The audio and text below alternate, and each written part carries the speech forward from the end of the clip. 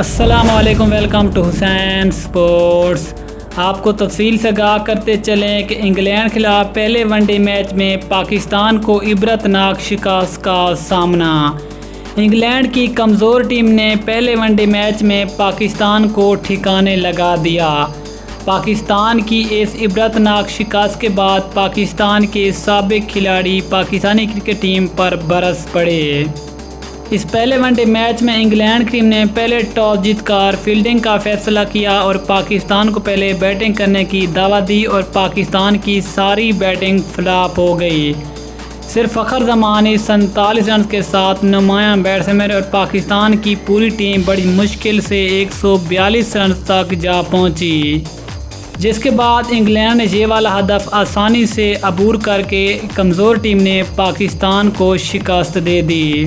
لیکن اس شکست کے بعد پاکستان کے سابق کھلاڑیوں نے ایک بار پھر پاکستانی کرکٹ ٹیم کی واٹ لگا دی، کیونکہ پاکستان کے ایک بہترین کمنٹیٹر رمیز راجہ کئی بار کہہ چکے ہیں کہ پاکستانی کھلاڑیوں کو اچھی بیٹنگ کا مظاہرہ کرنا ہوگا، کیونکہ پاکستانی بیٹسمین ابھی بھی ایک پرانے دور کی کرکٹ کھیلتے ہیں اور بیٹنگ کو اچھی طرح نہیں کرتے جس طرح آج کل کی ایک ماڈرن کرکٹ میں بیٹسمین بیٹنگ کرتے ہیں۔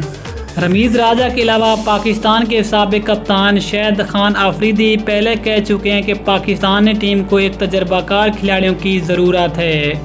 شاہد خان آفریدی نے بھی اس سے پہلے کہا تھا کہ پاکستانی کرکٹ ٹیم میں ایک میچ میں اچھا کھیلنے والے کو پاکستان کی ٹیم کا حصہ بنایا جاتا ہے، جس کی وجہ سے پاکستان کرکٹ ٹیم اتنی بری طرح شکست کھاتی ہے۔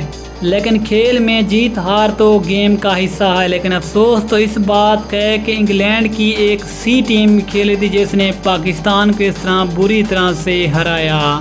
لیکن ہم امید یہی کرتے ہیں کہ انشاءاللہ اگلے ون ڈے میچ میں پاکستانی کرکٹ ٹیم اچھا کم بیک کرے گی۔